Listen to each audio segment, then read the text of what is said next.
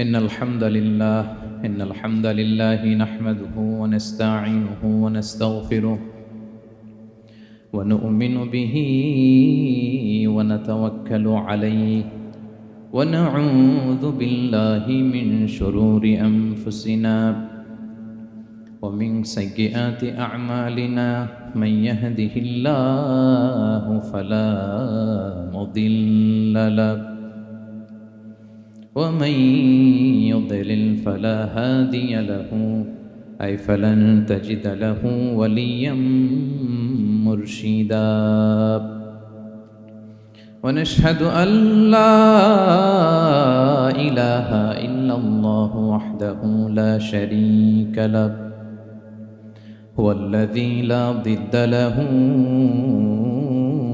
ولا ند له لا مثل له ولا مثيل له لا وزير له ولا كفيل له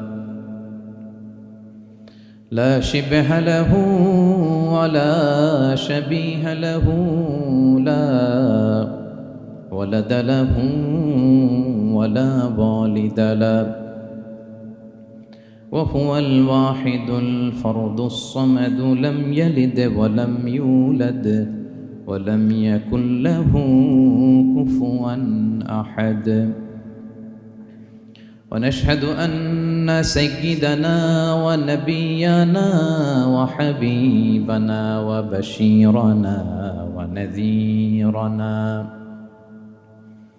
وطبيبنا وطبيب قلوبنا وحبيبنا وحبيب ربنا محمدا عبد الله ورسوله أرسله بالحق بشيرا ونذيرا وداعيا إلى الله بإذنه وسراجا منيرا أما بعد فقد قال الله تعالى في كلامه المجيد وفي فرقانه الحميد أعوذ بالله من الشيطان الرجيم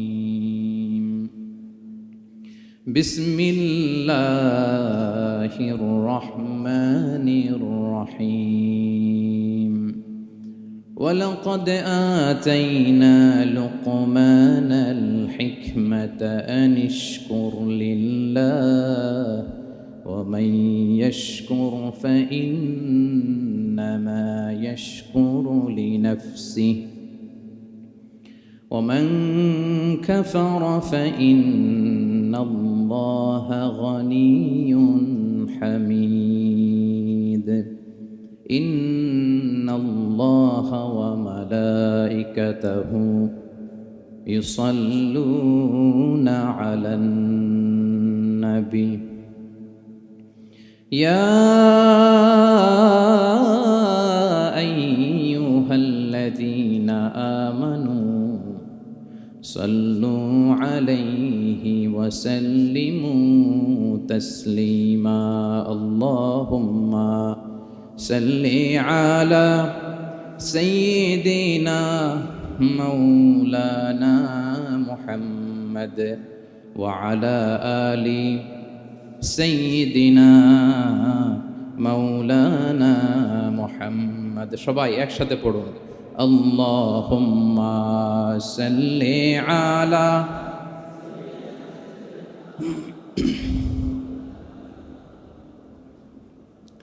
وعلى آل سيدنا مولانا محمد মুনামার কাদেরে দিল আমার কাদেরে যেতে সোনার মদিনায় পড়েন সবাই মন আমার কাদেরে দিল আমার কাদেরে যেতে সোনার মদিনায় ওই মদিনার পথের ধুলি ওই মদিনার পথের ধুলি জুড়াই মনোবেদনা।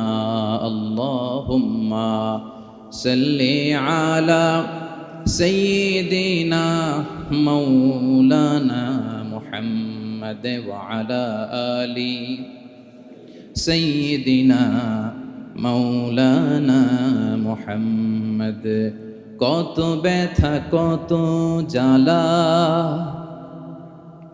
সয়েছ যে তুমি, তোমারি খুনে লাল তায়েফের ভূমি। ফেরেশতা এসে চায়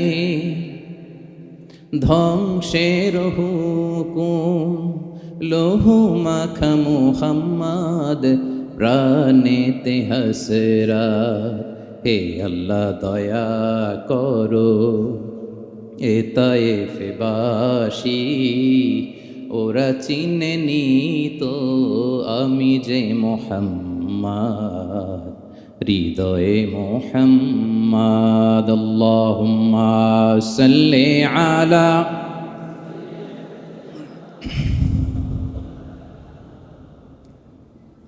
وعلى آل سيدنا مولانا محمد. اللهم صل على محمد وعلى آل محمد كما صليت على إبراهيم وعلى آل إبراهيم إنك حميد مجيد.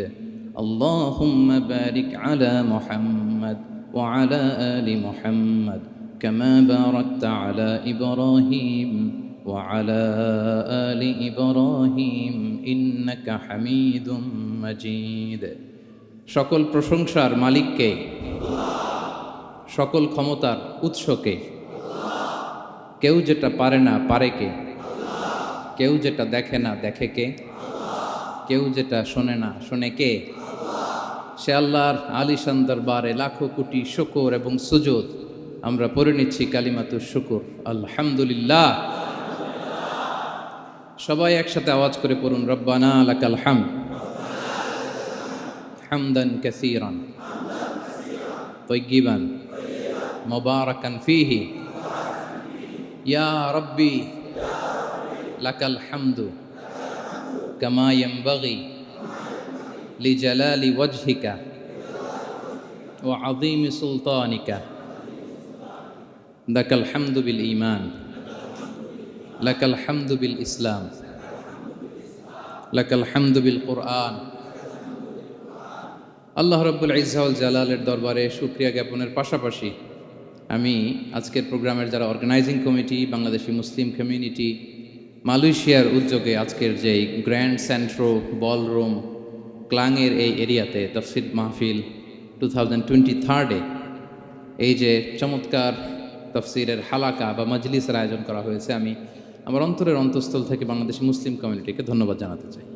পাশাপাশি আপনারা যারা বিকেল থেকে এসেছেন, আপনাদের সবাইকে আমি অন্তরের অন্তঃস্থল থেকে শুভেচ্ছা জানাই, মোবারকবাদ জানাই। আহলান ওয়া সাহলান ওয়া মারহাবান বিকুম ফি হাযাল লিকা আত-তাইয়্যিব আল মুবারক। এই বলরুমের যারা অথরিটি আছেন তাদেরকে শুকরিয়া জানাই, মিডিয়া কর্মীর ভাইদের শুকরিয়া জানাই, আজকের প্রোগ্রামের অ্যাঙ্কর, সংবাদকর্মী ভাইয়েরা, ভলান্টিয়ার্স ভাইয়েরা, সবাইকে অন্তরের অন্তঃস্থল থেকে শুকরিয়া জানিয়ে মহাবিশ্বয় মহাগ্রন্থ আল কুরআন আল কারীম থেকে আমরা তাফসীর শুনবো। আমরা সবাই পড়ি ইনশাআল্লাহ। আপনারা সবাই সুস্থ আছেন তো?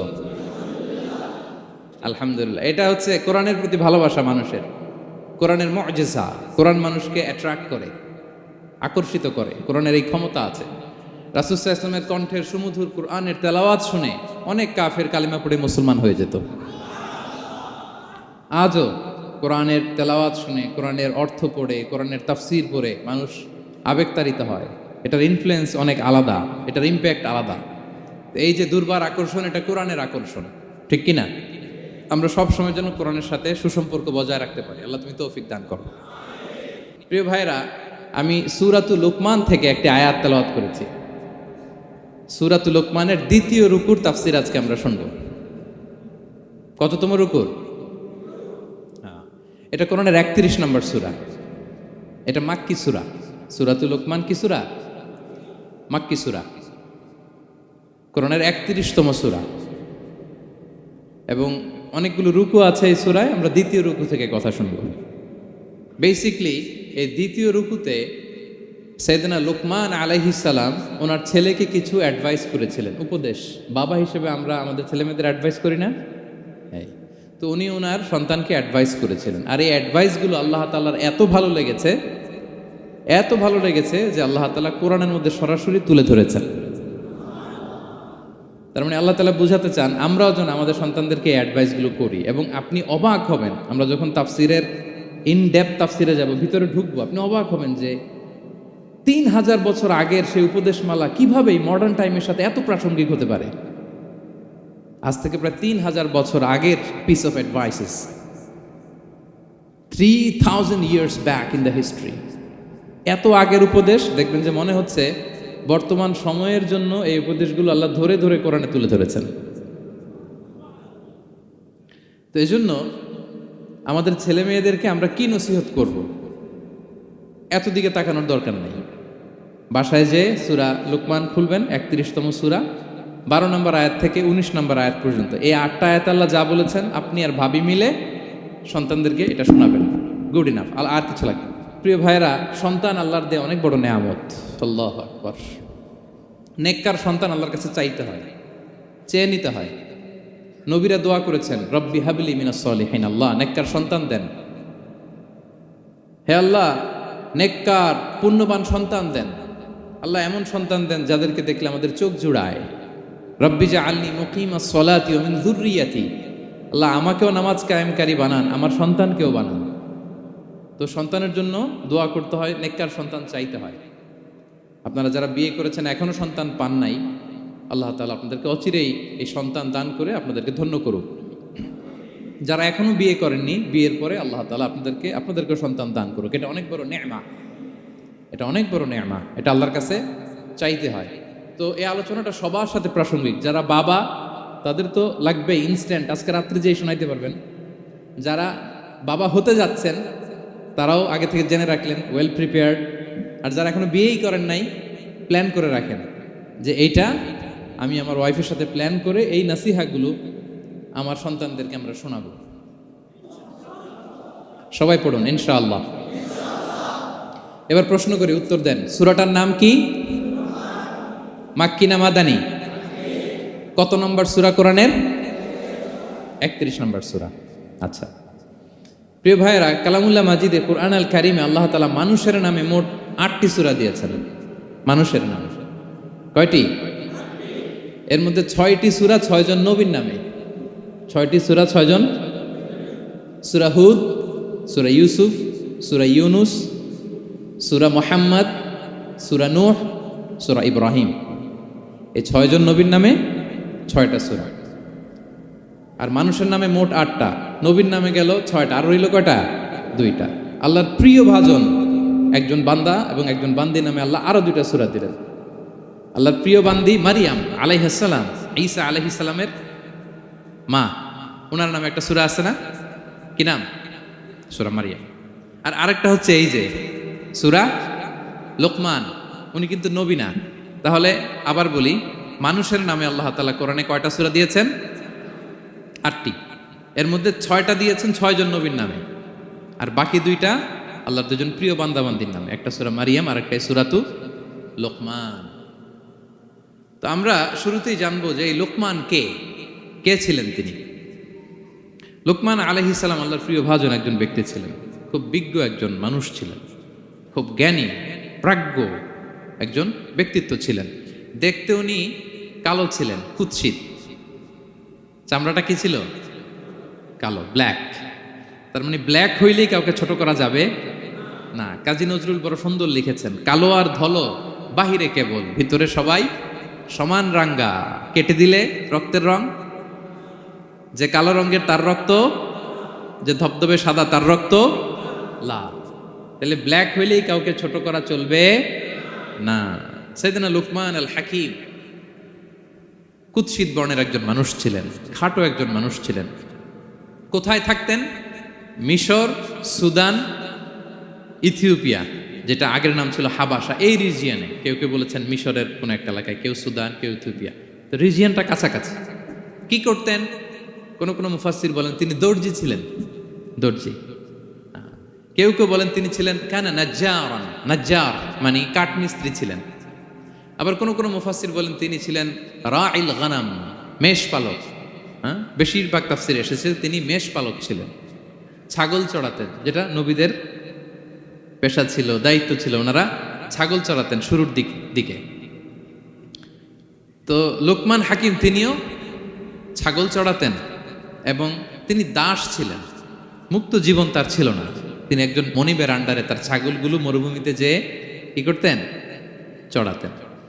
মজার ব্যাপার হচ্ছে, সারা দুপুর, সারা বিকেল, সারা দিন ছাগল চড়িয়ে আসার পরে লোকমান যখন বাসায় ফিরে আসতো, তখন এলাকার লোকজন সবাই লোকমানের কাছে জড়ো হতো, আর উনি তাদেরকে তার প্রজ্ঞা, তার বিজ্ঞচিত কথাগুলো শেয়ার করতেন, শোনাতেন, এগুলো বলতেন। তো এগুলো দেখে লোকমানের মালিক অবাক, কিরে আমার কাছে এলাকার কেউ আসে না, কিন্তু আমার দাস দেখতে কুৎসিত কালো, এই লোকমানের কাছে সবাই এসে ঘিরে থাকে, কি ওর কাছে কি পায়, কি আছে ওর কাছে? তো শ্রোতাদের কয়েকজনকে ডেকে বলল, ঘটনা কি? তোমরা সবাই লোকমান সন্ধ্যাবেলায় ফিরে আসলে তার পাশে জড়ো হও কেন, কি পাও? তো তারা বলল, আপনার দাস লোকমান, এটা সে সাধারণ কোনো মানুষ নয়, সে অসাধারণ মানুষ, সে এমন কথা বলে এগুলো শুনলে জীবন পাল্টে যায়। সুবহানাল্লাহ বিহামদিহি। মালিক বলে, ঘটনা কি? আমি ওর মালিক, কই কোনোদিন তো এরকম ওর সাথে কোনো কনভারসেশনে যাই নাই, কথা হয় নাই, আমি তো শুনি নাই, দেখি আজকে চেক করে দেখি কি ওর এত বিজ্ঞতা, এত জ্ঞান, এত প্রাজ্ঞতা কিসের, দেখি। তো আজকে সন্ধ্যাবেলায় ফিরছে, উনি বলতেছে, ইয়া লোকমান ইযবাহ লানা শাতান, একটা ছাগল জবাই করো, ওয়া আখরিজ মিনহা আতিয়াবা মুদগাতাইন, এবার এই ছাগলের সবচেয়ে শ্রেষ্ঠ দুইটা অঙ্গ কেটে নিয়ে আসো, যাও।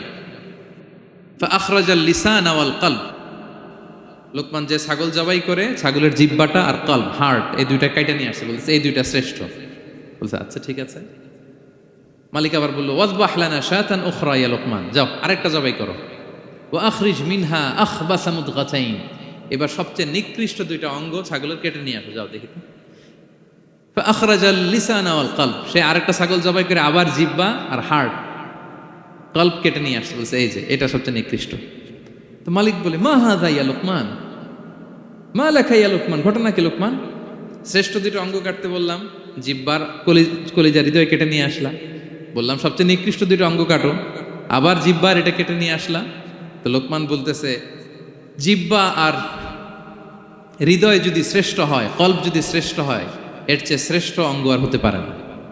আর জিহ্বা আর কলব যদি খারাপ হয়, মানুষের মুখ আর হৃদয় যদি খারাপ হয়, এর চেয়ে নিকৃষ্ট অঙ্গ আর হতে পারে না। সে তো অবাক, তাই তো? সে চিন্তা করে দেখে, তাই তো, এই মুখ দিয়ে মানুষ ভালো কথা বলে, সত্যের পায়গাম পৌঁছায়, মানুষের কল্যাণের জন্য ডাকে, জিকির করে, তাসবিহ পড়ে, কোরআন তেলাওয়াত করে, তখন তো এই জিহ্বা শ্রেষ্ঠ। আবার এই জিহ্বা দিয়ে যখন সে সমালোচনা করে, গীবত করে, শেখায়াত করে, অন্যকে গালি দেয়, কটু কথা বলে, তখন তো এই জিহ্বাটাই নিকৃষ্ট, ঠিক কিনা? আবার এই হৃদয় দিয়ে, এখানে সিনায় যখন আল্লাহর জিকির বসায়, এই হৃদয় দিয়ে মানুষের কল্যাণের কথা চিন্তা করে, সত্যের কথা চিন্তা করে, তখন তো এটা সবচেয়ে ভালো। আবার এই হৃদয়ে যদি অন্যের ব্যাপারে হিংসা পুষে রাখে, এই হৃদয়ে যদি সে নিজের ব্যাপারে হাই স্টিম, অহংকার পুষে রাখে, তাইলে হৃদয়ের চেয়ে খারাপ অঙ্গার হতে পারে। মালিক অবাক হয়ে গেল, বলছে তাই তো লোকমান, আসলেই তুমি অনেক প্রাজ্ঞ, অনেক বিজ্ঞ, যাও, তোমাকে আমি আর এই বন্দিত্বের মধ্যে আটকে রাখতে চাই না, তোমাকে আমি এই ভালো কথাগুলো গণমানুষের কাছে পৌঁছে দেওয়ার জন্য আজ থেকে তোমাকে লোকমান আমি আজাদ করে দিলাম। মুক্ত জীবন পেয়ে মুক্ত বিহঙ্গের মতো তিনি উড়ে বেড়াতে লাগলেন, আর মানুষের কাছে তার এই প্রাজ্ঞ বিজ্ঞচিত কথাগুলো তিনি ছড়াতে লাগলেন। তো তিনি তার সন্তানকে ডেকে বলেছিলেন, কিছু উপদেশ দিয়েছিলেন ডেকে, যে বাবা এটা করো, এটা করো, এটা করো, এটা করো না। এই তার সন্তানকে এই উপদেশগুলো তিনি যে দিলেন, আল্লাহ তাআলার কাছে এত ভালো লেগেছে, এতই চমৎকার এবং পারফেক্ট মনে হয়েছে, আল্লাহ তাআলা কিয়ামত পর্যন্ত গোটা বিশ্বের সব বাবারা, মায়েরা যেন তাদের সন্তানদেরকে এই উপদেশ দিতে পারে, হুবহু লিটারালি ওই কথাগুলো আল্লাহ তাআলা কোরআনের মধ্যে তুলে দিয়েছেন। আজকের সূরা লোকমানের দ্বিতীয় রুকুতে মূলত এই তাফসীরটাই আপনাদেরকে শোনাবো। তো কোন প্লট, কোন স্লট আজকে আলোচনা হবে, সবার কাছে ক্লিয়ার? হ্যাঁ, আগ্রহ জাগছে, জানার ব্যাপারে আগ্রহ জাগছে? আচ্ছা আসুন আমরা মহাবিশ্বের মহাগ্রন্থ আল কুরআন আল কারীম থেকে সরাসরি আলোচনা শুরু করি। আমরা আউযু বিল্লাহ দিয়ে শুরু করি, সবাই পড়ুন। আউযু বিল্লাহি মিনাশ শাইতানির রাজীম। বিসমিল্লাহির রহমানির রহিম। ولقد آتينا لقمان الحكمة أن اشكر لله ومن يشكر فإنما يشكر لنفسه ومن كفر فإن الله غني حميد سبحان الله পড়েন। আল্লাহ তাআলা বলছেন ওয়ালাকাদ আতাইনা লুকমানাল হিকমা, আমি লোকমানকে হিকমত দিয়েছি, প্রজ্ঞা দিয়েছি, আর বলেছি আনিশকুর লিল্লাহ, লোকমান আল্লাহ শুকরিয়া করো। ওমাই ইয়াশকুর ফাইন্নামা ইয়াশকুরু লিনাফসি, যে আল্লাহ শুকরিয়া করে সে তার নিজের জন্যই করে, এটা নিজের জন্যই ভালো। ওমান কাফারা ফাইন্নাল্লাহা গানিয়ুন হামিদ, আর যে শুকরিয়া করে না, নাশুকরি করে, অকৃতজ্ঞ হয়, তাহলে জেনে রেখো আল্লাহ তাআলা তিনি গানি, অমুখাপেক্ষী, তিনি হামিদ, সদা প্রশংসিত। সুবহানাল্লাহ পড়ে। তাহলে আল্লাহ তাআলা বললেন আমি লোকমানকে প্রজ্ঞা দিয়েছি, হিকমত দিয়েছি। হিকমত, হিকমত শব্দের সাথে আপনারা পরিচিত আছেন না? আমি লোকমানকে হিকমত দিয়েছি, এটা অনেক দামি জিনিস, সবার থাকে না। হিকমত জিনিসটা কি? না, জ্ঞান হচ্ছে নলেজ, আর হিকমা হচ্ছে বাংলায় বলে প্রজ্ঞা, হ্যাঁ, ইংরেজিতে বলে উইজডম। দেখি কেউ বলতে পারে কিনা, একজন আমাকে শোনান দেখি হিকমতটা কি, দেখি কেউ কিছু বলতে পারেন কিনা। হিকমত মানে ক্ষমতা, একজন বলছে। আচ্ছা, আর অলৌকিক সামথিং, আর শক্তি, আর হ্যাঁ এদিক থেকে যোগ্যতা, আর জ্ঞান। ঠিক আছে, আমার ভাইরা চেষ্টা করছে, আলহামদুলিল্লাহ। আচ্ছা, হিকমত আর ইলমের মধ্যে পার্থক্য আছে। হিকমা is something more than knowledge. আজকে শিখে যান। ইলম মানে যেটা জ্ঞান বা নলেজ, নলেজের সাথে যখন কমন সেন্স যুক্ত হয় তখন ওটা হিকমা হয়ে যায়। সুবহানাল্লাহ কইতে পারলেন না? নলেজ, নলেজ আর common sense, I repeat, knowledge আর কমন সেন্স ইকুয়াল টু হিকমা বা উইজডম। শুধু জ্ঞান থাকলেই হয় না, জ্ঞানটা কিভাবে আপনি অ্যাপ্রোচ করবেন, প্রচার করবেন, প্রেজেন্টেশন করবেন, উপস্থাপন করবেন, এটা জানার দরকার আছে না নাই? অনেকের অনেক জ্ঞান আছে কিন্তু কিভাবে বলতে হয়, কতটুকু বলতে হয় এটা জানে না, তাই না? তাহলে জ্ঞানকে কাজে লাগানোর যে মেকানিজম, যে কর্মকৌশল, এটার নাম হিকমা। আল্লাহ বলেছেন হিকমতের সাথে দাওয়াত দাও। উদউ ইলা সাবিলি রাব্বিকা বিল হিকমা, হিকমতের সাথে দাওয়াত দাও। নামাজ পড়া ফরজ, সবাই জানি না আমরা? এটারে বলে ইলম। কিন্তু নামাজটা কিভাবে পড়তে হয়, রুকু কেমনে দিতে হয়, সেজদা কেমনে করতে হয়, সালাম ফিরে কিভাবে এটা এক্সিট করতে হয়, এই পুরো মেকানিজমটা জানার নাম হিকমা। তাহলে knowledge plus common sense equal to হিকমা। জ্ঞান আর কমন সেন্স একসাথে যদি হয় এটা উইজডম বা প্রজ্ঞা হিসেবে রিফ্লেক্ট করে। বুঝতে পারছেন? আল্লাহ বললেন আমি লোকমানকে প্রজ্ঞা দিয়েছি। হ্যাঁ, ওমাই ইউতাল হিকমাতা ফাকাদ উতিয়া খায়রান কাসীরা, আর যাকে আমি প্রজ্ঞা দিয়েছি তাকে আমি অনেক কিছু দিয়েছি। সুবহানাল্লাহ পড়ে। আল্লাহ তাআলা যেন আমাদেরকে প্রজ্ঞা দিয়ে ধন্য করে, আমরাও যেন হিকমতের অধিকারী হতে পারি। আল্লাহ তুমি তৌফিক দান করো। তাই জন্য আল্লাহ বললেন ওয়ালাকাদ আতাইনা লুকমানাল হিকমাতা আনিশকুর লিল্লাহ ওয়া মান ইয়াশকুর ফাইন্নামা ইয়াশকুরু লিনাফসি। আমি লোকমানকে হিকমা দিয়েছি মানে প্রজ্ঞা দিয়েছি, আর বলেছি আমি আল্লাহর শুকরিয়া করো। যে শুকরিয়া করে সে তার নিজের জন্যই করে, যে কুফরি করে, অকৃতজ্ঞ হয়, জেনে রেখো আমি আল্লাহ গানিয়ুন হামিদ, আমি গানি, অমুখাপেক্ষী, হামিদ, সব প্রশংসিত। আল্লাহ লোকমানকে বললেন আনিশকুর লিল্লাহ, আল্লাহর জন্য শুকরিয়া করো। শুকরিয়া যে করে সে তার নিজের জন্যই করে, এখানে আল্লাহর কিছু হয় না। নাকি আমরা শুকরিয়া করলে আল্লাহর ক্ষমতা 1 ইঞ্চি বেড়ে যায়? আমরা গোটা বিশ্বের সবাই সিজদায় পড়ে থাকলে আল্লাহর ক্ষমতা একটু বেড়ে যাবে না? পারবে? আর আমরা সবাই যদি সবচাইতে পাপী হয়ে যাই আল্লাহর ক্ষমতা কমে যাবে না? কমবে। তাহলে লাভ লস আল্লাহর কিছু নাই, লাভ লস সব কাদের? আওয়াজ করে সবাই বলুন, লাভ লস কাদের? শুকরিয়া করলে আমাদের লাভ। লা ইন শাকারতুম লা আযীদান্নাকুম ওয়া লা ইন কাফারতুম ইন্না আযাবি লাশাদীদ। আল্লাহ বলেন যদি তোমরা শুকরিয়া করো নেয়ামত বাড়িয়ে দেব, আর যদি কুফরি করো জেনে রেখো আমার আযাব, আমার পানিশমেন্ট, আমার শাস্তি বড় করা। আমি আল্লাহ সব সময় ধরি না, ধরলে ছাড়ি না। ঠিক কি না? ধরে ধরে ধরে না, ধরলে আল্লাহ ছাড়ে না। শুকরিয়া করলে তিনি বাড়াতে থাকে, দিতেই থাকে। শুকরিয়া করবেন তো পাবেন, নিয়ামতে শুকরিয়া করবেন তো পাবেন, করবেন তো পাবেন। তো শুকরিয়া করলে আমাদের লাভ, আমাদের লাভ। হাদিসে কুদসিতে আল্লাহ বলেছেন, এই বানি আদম সবাই মিলে, হ্যাঁ, আলা আতকা কলবি রাজুলিন ওয়াহিদ, তোমরা যদি সবাই সবচেয়ে মুত্তাকি হয়ে যাও, ইবাদতে লুটিয়ে পড়ো সবাই, আমার কিচ্ছু পারবে না। আর তোমরা সবাই যদি আফজারি কলবি রাজুল ওয়াহিদ, সবচেয়ে নিকৃষ্ট আত্মার মানুষ হও, পাপাচারে ডুবে যাও, আমি আল্লাহর ক্ষমতার 1 ইঞ্চিও কমবে না। তাহলে শুকরিয়া করলে কাদের লাভ? সেটাই আল্লাহ বললেন, শুকরিয়া করলে তোমাদের লাভ। ওমান কাফারা ফা ইন্নাল্লাহা গানিয়্যুন হামিদ, তিনি অমুখাপেক্ষী, অমুখাপেক্ষী, তিনি কারো কাছে ঠেকা না, কিন্তু আমরা তার কাছে ঠেকা। ঠিক কিনা?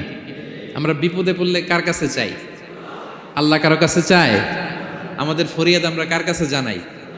আল্লাহর কি কারো কাছে ফরিয়াদ জানানো লাগে? তিনি গানিয়্যুন হামিদ, অমুখাপেক্ষী, কারো প্রতি তিনি মুখাপেক্ষী নয়।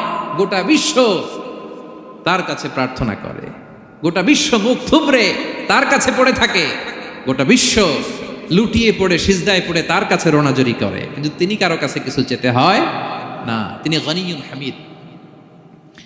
এরপর আল্লাহ তাআলা সেদিন লোকমান আলাইহিস সালাম সন্তানকে কি উপদেশ দিলেন এর পরের আয়াত থেকে শুরু করলেন। আল্লাহ তাআলা বললেন, ওয়া ইয ক্বালা লুকমানু লিবনিহি ওয়া হুয়া ইয়াইদুহু ইয়া বুনাইয়া লা তুশরিক বিল্লাহ ইন্নাশ শিরকা লাযুলমুন আযীম। আল্লাহ বললেন, স্মরণ করুন সে সময়ের কথা যখন লোকমান তার সন্তানকে বলেছিল, কি অবস্থায়? ওয়া হুয়া ইয়াইদুহু, ওয়াজ করতেছিল, ছেলেকে নাসিহাত করতেছিল, কাউন্সেলিং করতেছিল। ফ্যামিলিতে এটা খুব জরুরি, নাসিহা করা, একে অপরকে উপদেশ দেয়া। কারণ আর দ্বীনু আন নাসিহা, দিন মানেই কল্যাণ কামনা করা, দিন মানেই অন্যকে কি দেয়া? উপদেশ দেয়া, নাসিহা দেয়া। এটা যেন আমরা দেই। এজন্য ফ্যামিলি কাউন্সেলিংটা জরুরি। নিজেই হুট করে সব সিদ্ধান্ত নেবেন না। আপনার স্ত্রীর সাথে পরামর্শ করুন, আপনার সন্তানদের সাথে পরামর্শ করুন। দেখেন সাইয়েদনা ইব্রাহিম আলাইহিস সালাম, তিনি স্বপ্নে দেখলেন তিনি ইসমাইলকে জবাই করতেছে। এটা দেখেই ডিরেক্টলি জবাই করতে উদ্যত হলেন না, তিনি ছেলেকে বললেন, ফানজুর মাযা তারা ইন্নী রাআইতু ফিল মানামি আন্নী আযবাহুক। ইসমাইল, আমি স্বপ্নে দেখেছি যে আমি তোমাকে কি করছি? জবাই করছি। ফানজুর মাযা তারা, what's your opinion about it, what do you think about it. এবার বলো তোমার অপিনিয়ন কি, তুমি কি ভাবছো? আমি দেখেছি তোমাকে জবাই করছি, তোমার অপিনিয়ন বলো। দেখেন, যেমন বাবা তেমন ছেলে, বাপ কা বেটা সিপাহী কা ঘোড়া কুছ না হতো থোড়া থোড়া, সুবহানাল্লাহ বিহামদি। যেমন বাবা তেমন ছেলে। ছেলে বলে, ইয়া আবাতি ফাআল মা তুমার, বাবা আপনি যা দেখেছেন তাই করেন। সাতাজিদুনি ইনশাআল্লাহু মিনাস সাবিরিন, আপনি অচিরে আমাকে ধৈর্যশীলদের অন্তর্ভুক্ত পাবেন। আল্লাহু আকবার। বাবা আপনি ভয় পাবেন না, বিচলিত হবেন না, আমার কারণে আপনি আল্লাহর কাছে লজ্জিত হবেন না। আপনি যেমনটি দেখেছেন তেমনটি করুন, ভয় পাবেন না, অচিরেই আপনি আমাকে ধৈর্যশীলদের অন্তর্ভুক্ত পাবে। যেমন বাবা তেমন ছেলে, ঠিক তেমন রেসপন্স, ঠিক তেমন উত্তর। সাথে সাথে বললেন, বাবা আপনি ভয় পাবেন না, করুন। তো দেখেন, আল্লাহর নবী ইব্রাহিম আলাইহিস সালাম স্বপ্নে যেটা দেখেছেন আল্লাহর পক্ষ থেকে এসেছে। চাইলেই তো ছুরি চালাতে পারতেন, চালিয়েছেন? কি করছেন? পরামর্শ করেছেন, কাউন্সেলিং করেছেন। ফ্যামিলি কাউন্সেলিংটা খুবই জরুরি। This is the first and foremost reminder tonight. আজকের তাফসির থেকে প্রথম রিমাইন্ডার এটা, যে বাসায় আমরা কাউন্সেলিং করব, বড় কোনো সিদ্ধান্ত নিতে গেলে পরামর্শ করব, যেমনটি নবী আলাইহিস সালাম ওনারা করেছেন। ঠিক কিনা? তাহলে সাইয়েদনা লোকমান আলাইহিস সালাম ছেলেকে উপদেশ দিচ্ছেন, আর উপদেশের ভাষা হতে হবে কোমল। দেখেন এখানে আল্লাহ তাআলা যেটা ব্যবহার করেছেন, ইয়া বুনাইয়া, যারা আরবি জানেন, বুনাইয়া শব্দটা কিন্তু সাধারণ শব্দ না। হ্যাঁ, ইবনুন থেকে বুনাই মানে খুব আদর করে ছোট্ট বাচ্চাকে আমরা যেটা ডাকি, ও আমার কলিজার টুকরা সন্তান, ও আমার সোনামণি, হ্যাঁ, ও আমার ছোট্টমণি, ও আমার বাজান, হ্যাঁ, ও আমার আব্বু। আর কি বলেন ছেলেমেয়েদেরকে আপনি? সায়া। কি এটার মানে কি? হ্যাঁ, ইংরেজিতে বললে ডার্লিং। আর ঠিক আছে, ডার্লিং কিন্তু সবাইরে বলা যায়, মানে যাকে আপনি লাভ করেন, ভালোবাসেন, আপনার ছেলেকে ডার্লিং বলতে পারেন, মেয়েকে বলতে পারেন, আপনার ওয়াইফকে বলতে পারেন, অন্য আবার অন্যান্য নারীদেরকে বলা যাবে না, স্ত্রী পর্যন্ত, হ্যাঁ, কাছের যারা এদেরকে। তো মালয়েশিয়ান ভাষা তো আমি জানি না, মালয়েশিয়াতে যেটা বলে ওইটা দিয়ে ডাকবেন, খুব সোহাগ দিয়ে, আদর দিয়ে, কারণ নাসিহাতের ভাষা খুব কোমল হতে হয়। যে নাসিহাত হৃদয় নিংড়ানো মমতা দিয়ে বেরোয়, ওই নাসিহাত অন্যের হৃদয়ে যে টাচ করে। কথা বুঝতে পেরেছেন? যেটা হৃদয় নিংড়ানো ভালোবাসা থেকে বেরোয় নাসিহাত, সেটা আপনার ছেলের হৃদয়ে যে টাচ করবে, ক্লিক করবে। আর যদি রেগে মেগে আগুন হয়ে ওরে ধরেন, নামাজ পড়লি না কেন, এটা করলি কেন, এমনটা হইলো কেন, ও শুনবে? শুনবে না, বিগড়ে যাবে। দেখেন সাইয়েদনা মূসা আলাইহিস সালাম এবং সাইয়েদনা হারুন আলাইহিস সালাম দুজন মিলে যখন ফেরাউনকে দাওয়াত দিতে যাবেন, আল্লাহ বললেন, মূসা তোমার মেজাজ কিন্তু গরম, এই গরম মেজাজ নিয়ে ফেরাউনের দাওয়াত দিলে হবে? রব্বুল আলামিন বললেন, মূসা তোমার মেজাজ বড্ড গরম, কিন্তু তোমার জিহ্বাটা দিয়েছি আমি নরম, এই নরম জিহ্বা দিয়ে ফেরাউনের দরবারে যে যখন দাঁড়াবা, ফাকুলা লাহু কাওলান লাইয়িনান লাআল্লাহু ইয়াতাযাক্কারু আও ইয়াখশা। সুবহানাল্লাহ পড়েন। ফাকুলা লাহু কাওলান লাইয়িনা, সফট ল্যাঙ্গুয়েজ ইউজ করবা, কোমল ভাষায় দাওয়াত দিবা, নরম ভাষায় সফট করে, কোমল করে, ভদ্র করে ফেরাউনের কাছে প্রেজেন্টেশন দিবা। হতে পারে তোমার এই সুন্দর প্রেজেন্টেশনের কারণে ফেরাউন দাওয়াত কবুল করে নিতে পারে। দেখেন আমাদের যে অ্যাপ্রোচে ভুল অনেক দায়ীদের, ফেরাউনের মতো কুখ্যাত সন্ত্রাসী এই পৃথিবী আর দেখবে? কথা বলেন না কেন? ফেরাউনের চাইতে বড় গডফাদার, ফেরাউনের চাইতে বড় সন্ত্রাস ডাকাত এই পৃথিবীতে আর দ্বিতীয়টা কেউ এসেছে? তো এই ফেরাউনকে দাওয়াত দেওয়ার জন্য আল্লাহ মুসাকে বললেন, মুসা সফটলি বইল, কোমল ভাষায় বইল, একটু মোলায়েম সুরে বইল, যাতে ওর হৃদয়ে টাচ করে। আর আমরা যাদেরকে খারাপ মনে করি, যাদেরকে আমরা পাপী মনে করি, তারা কি ফেরাউনের চেয়েও খারাপ?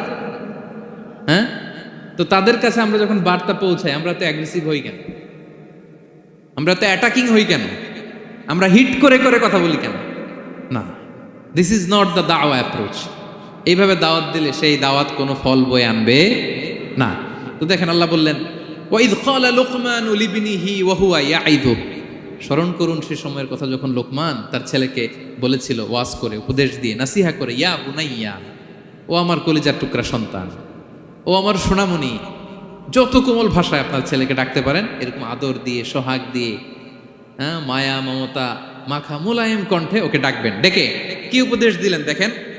সাইয়েদনা লোকমান প্রথম উপদেশ দিলেন, ইয়া বুনাইয়া, আমার সন্তান, লা তুশরিক বিল্লাহ, ও আমার কলিজার টুকরা বাবা, আল্লাহর সাথে তুমি শিরক করো না। প্রথম উপদেশ, খবরদার আমার কলিজার টুকরা সন্তান, আল্লাহর সাথে শরিক করতে যেও না, আল্লাহর সমকক্ষ কাউকে মনে করো না। আল্লাহকে যেমনি বড় মনে করো, আল্লাহকে যেমনি রিজিক দাতা মনে করো, আল্লাহকে যেমনি পালন কর্তা মনে করো, গোটা বিশ্বের কোন সৃষ্টিকে এমন মনে করো না। লা তুশরিক বিল্লাহ, শিরক করো না। প্রথম অ্যাডভাইস দেখেন, প্রথম অ্যাডভাইসটা অনেক গুরুত্বপূর্ণ, সবচেয়ে জরুরিটা আগে বলতে হয়। কি বলেন?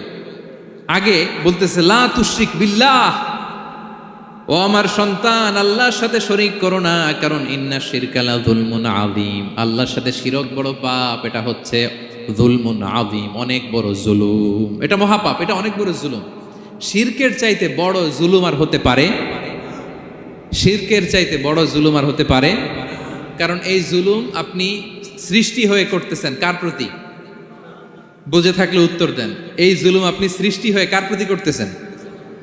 আল্লাহর প্রতি। জুলুম কারে বলে দেখি, কে বলতে পারে? অত্যাচার আর মানুষের হক নষ্ট করা, মাশাআল্লাহ অনেক চমৎকার, এটা জুলুম। তার মানে অধিকার নষ্ট করা, কি বলেন? অধিকার হরণ করা, এটা হচ্ছে জুলুম। ইনসাফ বিরোধী কাজ করা, এটা জুলুম।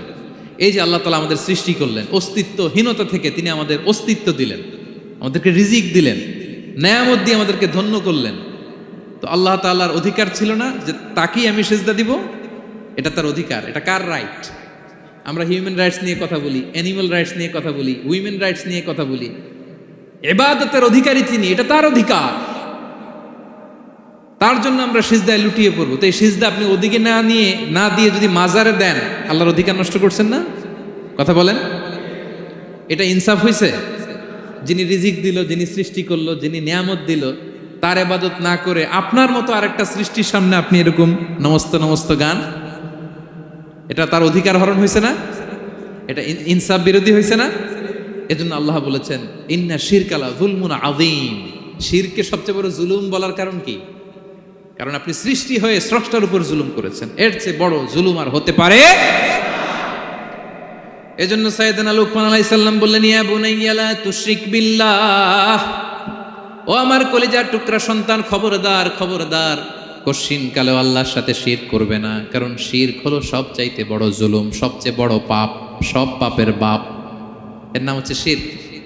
এর চেয়ে বড় পাপ হতে পারে?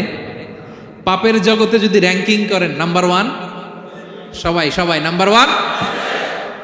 আল্লাহ সব মাফ করে দেয়, সব গুনাহ তিনি ক্ষমা করে দেয়, সব পাপকে তিনি চাইলেই মোচন করে দিতে পারেন, শুধুমাত্র কেবলমাত্র শিরকের গুনাহ ছাড়া। ঠিক কিনা? ইন্নাল্লাহা লা ইয়াগফিরু আন ইউশরাকা বিহি ওয়া ইয়াগফিরু মা দুনা যালিকা লিমান ইয়াশা। আল্লাহ তাআলা চাইলে সব গুনাহ তোমার ক্ষমা করে দিতে পারেন, কেবলমাত্র শিরকের গুনাহ ছাড়া। এটা ক্ষমা করে না, কারণ এইটা আল্লাহকে অপমান করার শামিল। ঠিক কিনা?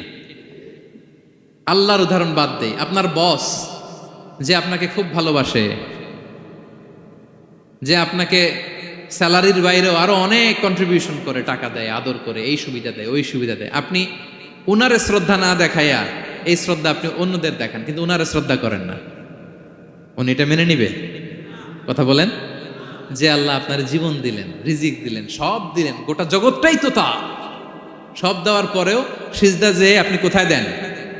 হ্যাঁ, মাজারে, দরগায়, বাবার কাছে। এরকম আছে না নাই? হ্যাঁ, আমাদের এখানে কেউ নাই। হ্যাঁ, দেশে গেলে এরকম মাজারে যে মানত টানত করেন নাকি? হ্যাঁ, মানত করেন? মাজারে সেজদা দেওয়া যাবে? চাইতে হবে একটা সত্তার কাছে, চিল্লায় বলুন তো তিনি কে? এজন্য বিশ্বনবী বললেন, ইযা সাআলতা ফাসআলিল্লাহ, চাইলে আল্লাহর কাছে চাও। ওয়া ইযা ইসতাআনতা ফাসতাইন বিল্লাহ, সাহায্য যদি চেতে হয় একজনের কাছে চাইবা, চিল্লায় বলেন তিনি কে? নাকি বাবার কাছে? হ্যাঁ, দয়াল বাবা রে দয়া করো আমারে। আপনার বাবার যখন ডায়রিয়া হয় উনি চায় কার কাছে? আপনার বাবা যখন বিপদে পড়ে কাঁদে কার কাছে? এই জন্য আমরা চাবো কার কাছে? দয়ালা আল্লাহ রে দয়া করো আমারে, এটা বলতে হবে। ঠিক কিনা? বলেন সবাই, দয়ালা আল্লাহ রে দয়া করো আমারে। এজন্য এই জিনিসটা সাইয়েদনা লুকমান আলাইহিস সালাম প্রথমে ফোকাস করলেন, বললেন লা তুশরিক বিল্লাহ, ও আমার কলিজার টুকরা সন্তান, আল্লাহর সাথে শিরক করো না, খবরদার আল্লাহর সাথে কাউকে সমকক্ষ মনে করবা না। কারণ ইন্না শিরকা লা যুলমুন আযীম, শিরিক হলো সব চাইতে বড় পাপ, মহা জুলুম। এই জুলুম আল্লাহর প্রতি করা হয়। তাহলে প্রথম উপদেশটা বুঝতে পারছেন আমার প্রিয় ভাইয়েরা? আল্লাহর সাথে শিরক করা চলবে। চাইবো কার কাছে? সন্তান হয় না, কই চাবেন? নাকি মাজারে? মাজারে চাওয়া যাবে? বাবার কাছে চাওয়া যাবে? ছেলে সন্তান দেয় কে? মেয়ে দেয় কে? ছেলে মেয়ে দুটোই দেয় কে? ছেলেও দেয় না, আবার মেয়েও দেয় না। চিৎকার করে বলেন তো তিনি কে? আমরা তার কাছে চাইব। সব পরিস্থিতিতে আমরা একজনের কাছে চাইব, তিনি কে? আবার রব্বুল আলামিন বিশ্বনবীকে জানিয়ে দিলেন, ও নবী শোনো শোনো, তোমার আগে সব নবীকে আমি জানিয়ে দিয়েছি, লা ইন আশরাকতা লা ইয়াহবাতান্না আমালুকা ওয়া লা তাকুনান্না মিনাল খাসিরিন।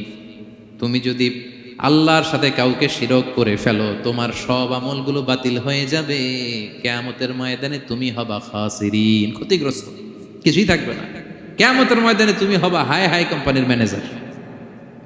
যদি শিরক করো তোমার আমল বাতিল, খবরদার কিয়ামতের দিন তুমি হায় হায় করবে, অভাগা দুর্ভাগা হয়ে উঠবে।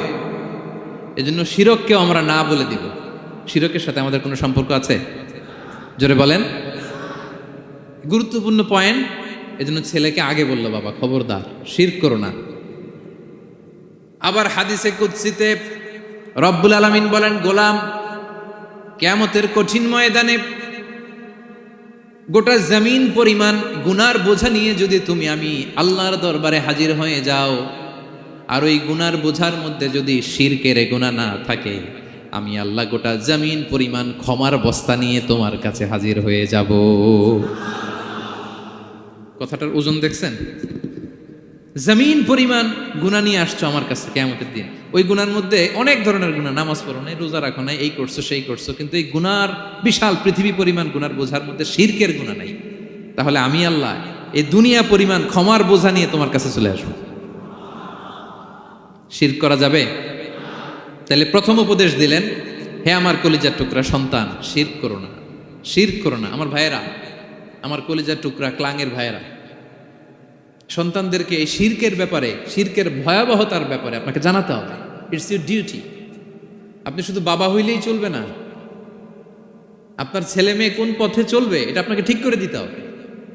ওরা এখন ছোট, ছোট থেকে যদি এই তাকওয়ার সফটওয়্যারকে ইনস্টল করে দেন, ওই সফটওয়্যার দিয়ে তার জীবন চলবে, ঠিক কিনা? হ্যাঁ, ওরা যখন ছোট থাকে কাদা মাটির মতো থাকে। কাদার মাটিকে যেমন ডিজাইন করতে মনে চায় করা যায় না? একই কাদা মাটি দিয়ে বল বানানো যায়, ঘর বানানো যায়, পুতুল বানানো যায়, ওই এটা বানানো যায়, অনেক কিছু বানানো যায়। কিন্তু এটা যখন শুকিয়ে শক্ত হয়ে যায়, আর কিছু করা যায়? হ্যাঁ, আমাদের আঞ্চলিক ভাষায় বলে কাঁচা না নোয়ালে বাঁশ, পাকলে করে। ছোটবেলা থেকেই now this is the high time ওদেরকে এডুকেট করার, এখন মোক্ষম সময়। এটা আপনার রেসপন্সিবিলিটি, বাবা হিসেবে করতেই হবে। নতুন প্রজন্মকে আমাদের বাঁচাতেই হবে, ঠিক কি না? মানুষের পেট থেকে বেরোলেই কেউ মানুষ হয় না। গরুর পেট থেকে যেটা বেরোয় এটা গরু, ছাগলের পেট থেকে বেরোলেই ছাগল হয়ে যায়, হাতির পেট থেকে বেরোলেই হাতি হয়ে যায়। কিন্তু মানুষের পেট থেকে একটা কিছু বেরোলেই ওটা মানুষ হয়, ওটার মানুষ বানাতে হয়। কি করতে হয়?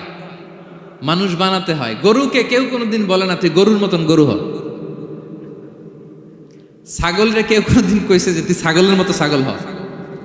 কিন্তু এই মানুষকেই বলা হয় তুমি মানুষের মতো মানুষ হও, মানুষের মতো মানুষ হও। মানুষের মতো মানুষের বড্ড অভাব, ঠিক কি না? তো আমাদের ছেলেমেয়েরা মানুষের মতো মানুষ হোক, আমরা চাই কি চাই না? এই উপদেশগুলো আমাদের দিতে হবে, ওদেরকে জানাতে হবে। ছোট্ট মানুষ অনেক কিছুই বুঝে না, ওদেরকে কোনটা সত্যবাদিতা, কোনটা ন্যায়পরায়ণতা, কোনটা আমানতদারিতা, কোনটা চুরি ধরে ধরে বোঝাতে হয়। আমাদের ছোট্ট সোনামণিরা দেখবেন ছোটবেলায় ওই ছোট অবস্থায় যারা থাকে, ছোট স্কুলে যায়, স্কুলে যে আরেকজনের পেন্সিল ব্যাগে করে নিয়ে আসে দেখবেন। মানে ওরে দিয়েছেন আপনি ব্লু কালারের, ওর এটা ভালো লাগে নাই, ওর ভালো লাগছে পিঙ্ক কালারের একটা, তো আরেকজনের পিঙ্ক কালারের পেন্সিল ব্যাগে করে নিয়ে আসছে, রাবার নিয়ে আসছে। ও খারাপ মনে আনে নাই, কারণ ও জানে না, ও ভাবছে যেটা সুন্দর লাগে ওইটাই মনে হয় আমার। কিন্তু অন্যের জিনিস যে না বলে নিয়ে আসলে এটারে চুরি বলে, ওইটা জানেই না। তো এগুলো ওদেরকে জানানোর, শিখানোর দরকার আছে না নাই? দায়িত্বটা কার? বাবা মায়ের।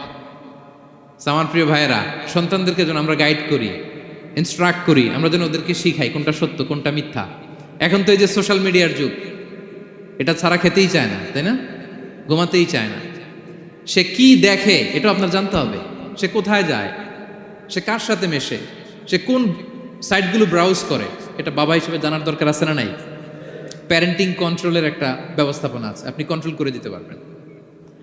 আপনি সাইন করে দিবেন ইউটিউবে আপনার জিমেল দিয়ে, ও কি দেখে আপনি সব চেক করতে পারবেন হিস্ট্রিতে।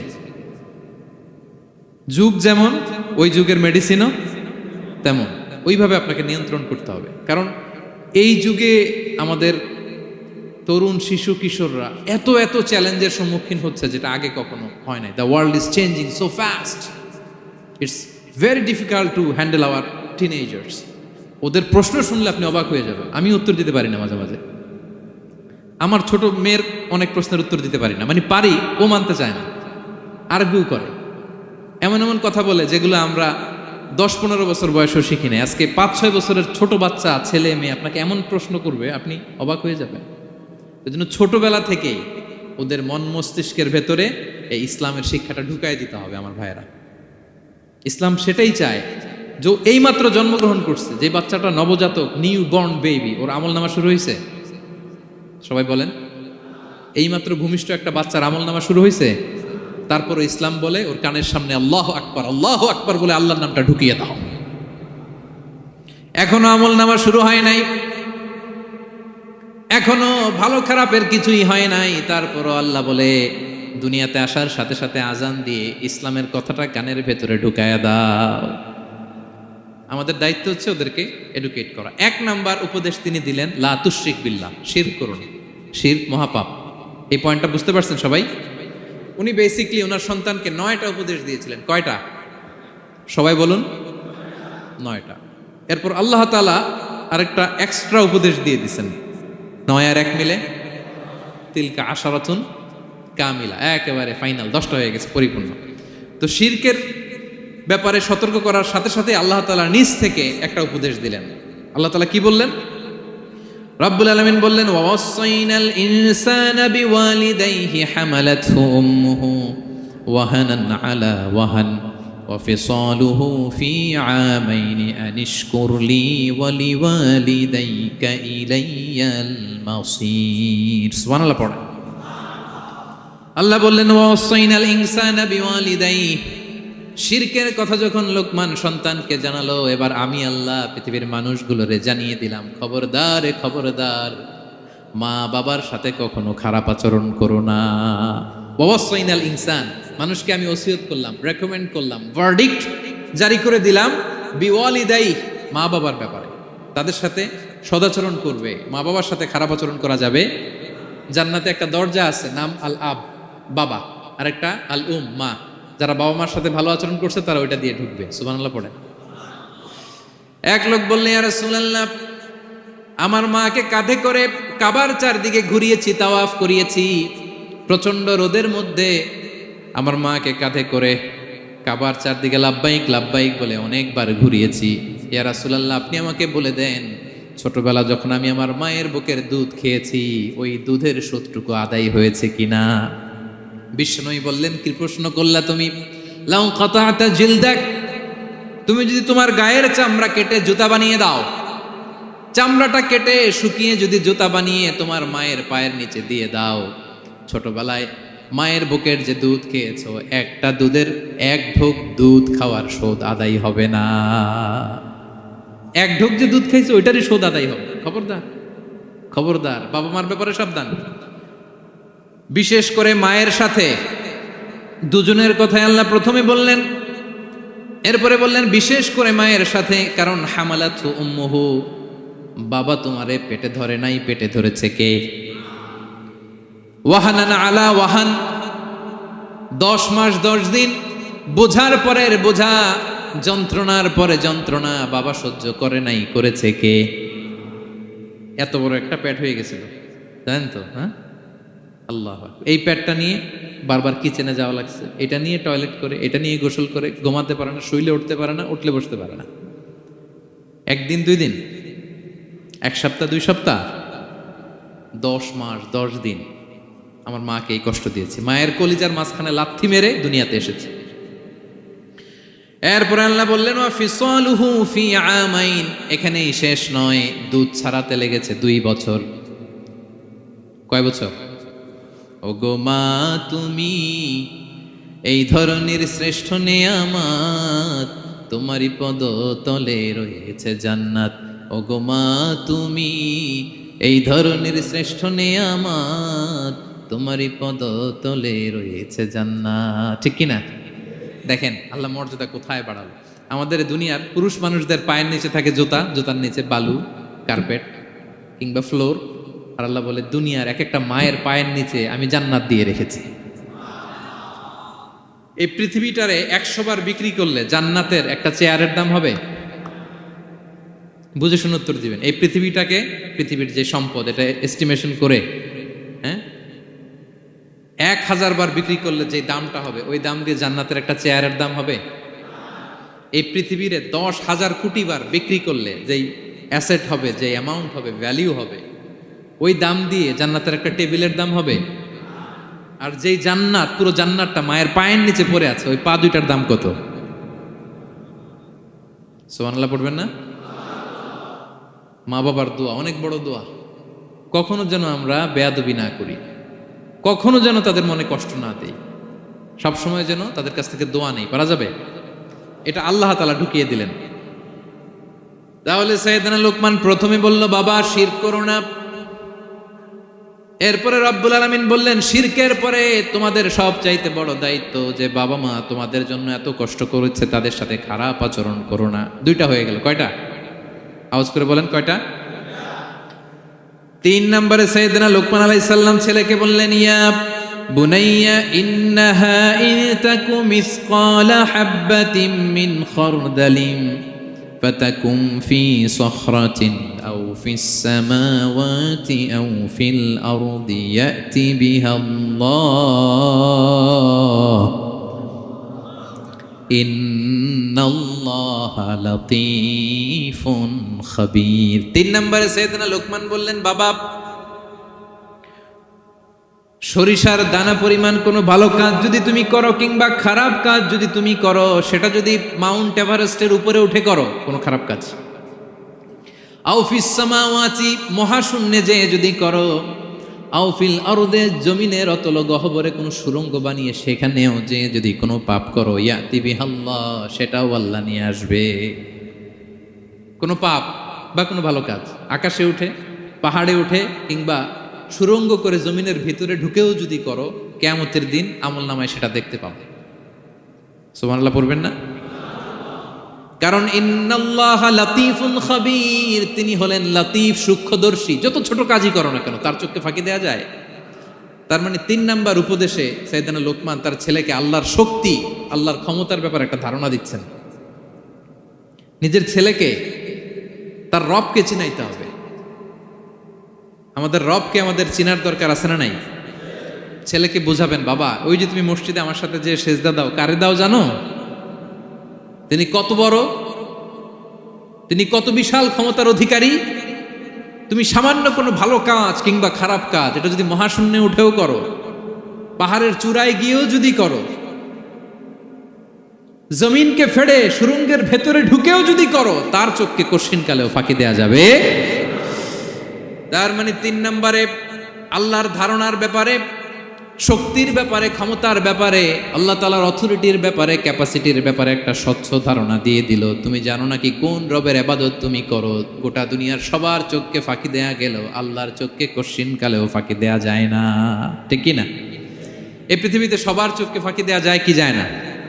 পুলিশের চোখ, সিকিউরিটির চোখ, বিমানবন্দরে কাস্টমস অফিসারের যে অফিসার থাকে তাদের চোখ, বিভিন্ন জায়গায় বড় বড় যে সিসি ক্যামেরা থাকে, এগুলো ফাঁকি দেয়া যায়। ফাঁকি দেয়া যায় না একজনের চোখ। আওয়াজ করে বলুন তো তিনি কে? ফাঁকি দেওয়া যায়? আচ্ছা বলেন, এই ছোটবেলা থেকেই এই সেন্সেশন, এই অনুভূতি যদি, এই অনুভূতির সফটওয়্যার যদি আপনার ছেলের মাথায় ঢুকায় দেন, এই ছেলে কোনোদিন দুর্নীতি করবে? খাদ্যে ভেজাল দিবে? মাছে ফরমালিন দিবে? প্রতিবেশীকে কষ্ট দিবে? অনিয়ম করবে? অন্যের অধিকার হরণ করবে না।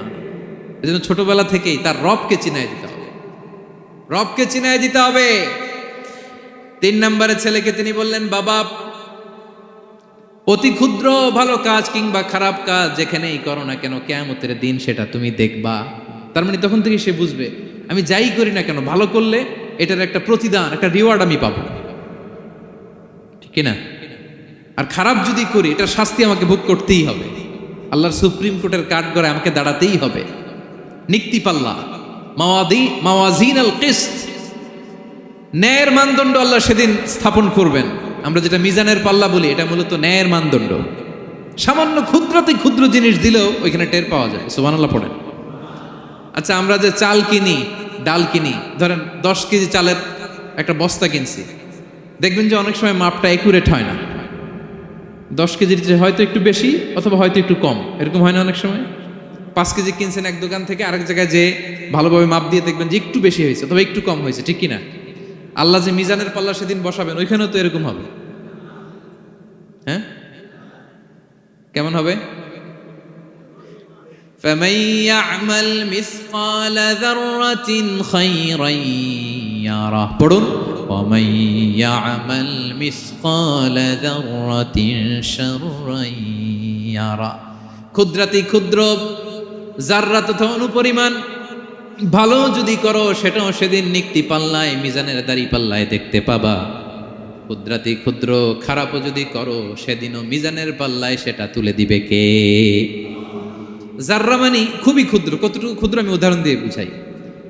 শীতের সকালে টিনের ঘরে যারা কোনোদিন থেকেছেন, এখানে তো শীত নাই, মালয়েশিয়াতে সারা বছর গরম। শীতের সিজনের কথা মনে আছে তো আপনাদের? না মালয়েশিয়ায় থাইকা সব ভুলে গেছেন? শীতকাল শীতকাল মনে আছে? হ্যাঁ, শীতের সকালে টিনের ঘরে যদি কখনো থাকেন দেখবেন যে টিনের ঘরে ছিদ্র থাকে, ওই ছিদ্র দিয়ে সূর্যের আলো ঢুকে, রশ্মি। মনে পড়ছে? শীতের সকাল টিনের ছিদ্র দিয়ে দেখবেন চিকন একটা সূর্যের রশ্মি ঢুকছে। ওটার কাছে গেলে দেখা যায় সামান্য ধুলাবালি, কেমন যেন ডাস্ট উড়ে এটার মধ্যে। অন্যদিকে কিন্তু দেখা যায় না, এদিকে নাই, কিন্তু ওই ছিদ্রটার কাছে গেলে দেখা যায় আলো যেদিক থেকে পড়ছে নিচ পর্যন্ত পুরোটার মধ্যে ধূলিকণা। আসলে ধূলিকণা কি শুধু এদিকেই না, পুরা ঘরেই আছে। ওইদিকে আলো পড়ছে, ওইটা দেখা যায়। ওই যে ছোট্ট সূর্য রশ্মির মধ্যে কাছে গেলে যে ছোট্ট ছোট্ট ধূলিকণা দেখা যায়, ওইটার নাম হচ্ছে যাররা। যাররা ফামাইয়া আমাল মিসকালা যাররাতিন খাইরান ইয়ারা। এই ধূলিকণার ডাস্টের যাররা পরিমাণ ভালো করলে সেটাও দেখতে পাবা, আবার যাররা পরিমাণ খারাপ করলে সেদিন কিয়ামতের ময়দানে মিজানের পাল্লায় সেটাও দেখতে পাবা। পড়েন সুবহানাল্লাহ। তার মানে 3 নম্বরে ছেলেকে আল্লাহর শক্তি আর সম্ভাবনা সম্পর্কে সতর্ক করলেন, জানান দিয়ে বললেন, বাবা যেটাই করো না কেন সবার চোখকে ফাঁকি দেওয়া যায় না, একজনের চোখ, তিনি কে? কয়টা গেল উপদেশ? সবাই বলুন তো কয়টা? 3টা। 4 নম্বরে লোকমান আলাইহিস সালাম বললেন, ইয়া বুনাইয়া আকিমিস সালাহ। ও আমার সন্তান, 4 নম্বরে উপদেশ হলো তোমাকে নামাজ কায়েম করতে হবে। নামাজ, সবার আগে নামাজ। কাজকে বলে দাও আমার নামাজ আছে, নামাজকে বলো না কাজ আছে, ঠিক কি না? সালাত কায়েম করো, সালাতে কায়েম করো, হবে জান্নাতি তুমি, হবে জান্নাতি তুমি। দিবে কাল হাসরে শীতল ছায়া আরশে আজিম, রব্বিয়াল আলা রব্বিয়াল আযীম, রব্বিয়াল আলা রব্বিয়াল আযীম। সুবহানাল্লাহ পড়েন। 4 নম্বরে আকিমিস সালাহ। ও আমার কলিজার টুকরা সন্তান, নামাজ কায়েম করো। নামাজ কিয়ামতের ময়দানে সর্বপ্রথম যে জিনিসটার হিসেব আল্লাহ চাইবেন, ওটা কি? সবাই বলেন একসাথে, সেটা কি? বিশ্বনবী ইন্তেকালের আগে বললেন, আস-সালাত আস-সালাত ওয়া মা মালাকাত আইমানুকুম। ও আমার উম্মতেরা, নামাজ নামাজ। বিশ্বনবীর রুহু বের হয়ে যাবে, মালাকুল মাউত চলে আসলো, এখনই রুহু মুবারক কবজ করে নিয়ে যাবে। অন্তিম মুহূর্তে গোটা উম্মার জন্য বিশ্বনবী যে মেসেজটা ড্রপ দিয়ে গেলেন, সেটার নাম হলো নামাজ। সালাত আস-সালাত। উম্মতেরা, নামাজ নষ্ট করো না, নামাজ নষ্ট করো না। আউয়ালু মা ইউহাসাবু বিহিল আবদু ইয়াউমাল কিয়ামাতি আস-সালাহ।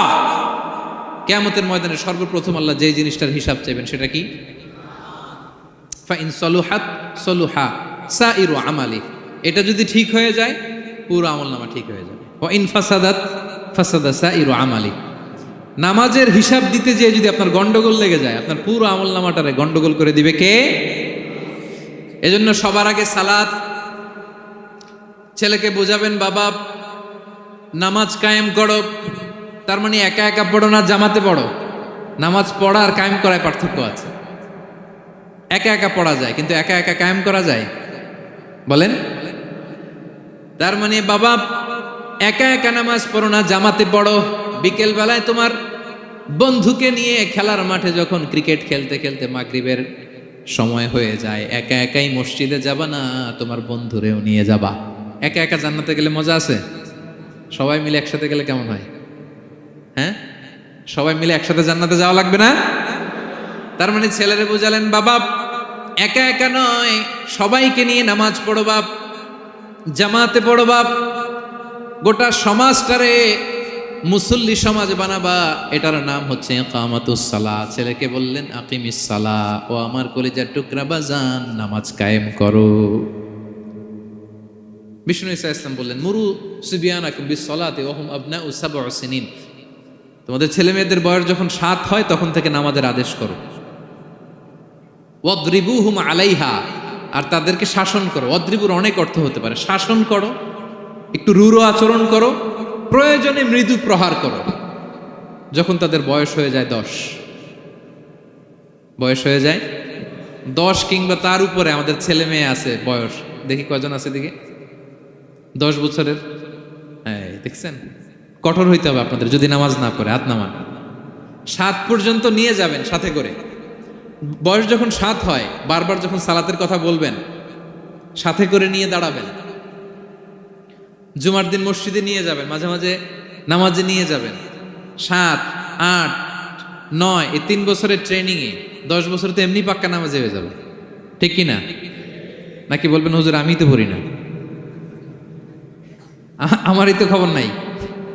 হ্যাঁ, ছেলেরা যে বলবো বাবা নামাজ কায়েম কর, এর আগে কিন্তু নিজের মুসল্লি হইতে হবে। এটা বুঝতে পারতেছেন তো? হ্যাঁ, ছেলেকে বলতে হইলে আগে নিজের মুসল্লি হইতে হবে। নামাজের ব্যাপারে নো কনসিডারেশন, কোনো ছাড় নাই। সালাত আপনাকে পড়তেই হবে যে কোনো পরিস্থিতিতে। এজন্য 7 বছর বয়স থেকে বিশ্বনবী ওয়ার্নিং দিতে বলেছেন। 10 বছর বয়স হলে প্রয়োজনে রূঢ় আচরণ করো, শাসন করো, প্রয়োজনে মৃদু প্রহার করো। খবরদার, খবরদার।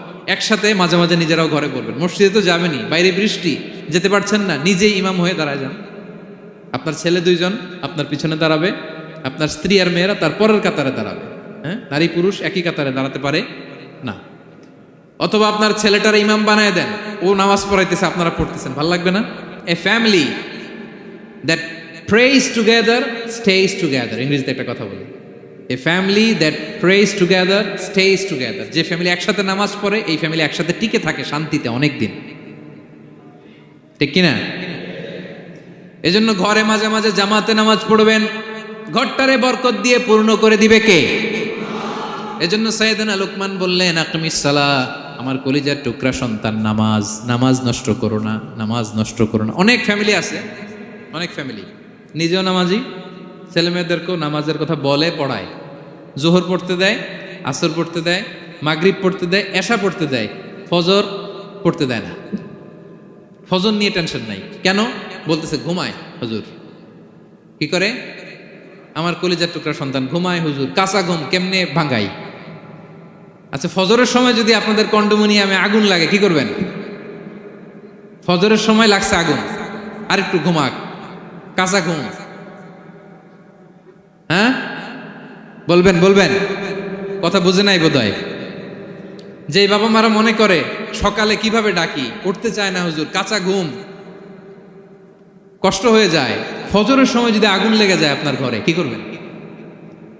আরেকটু ঘুমাক, কাঁচা ঘুম।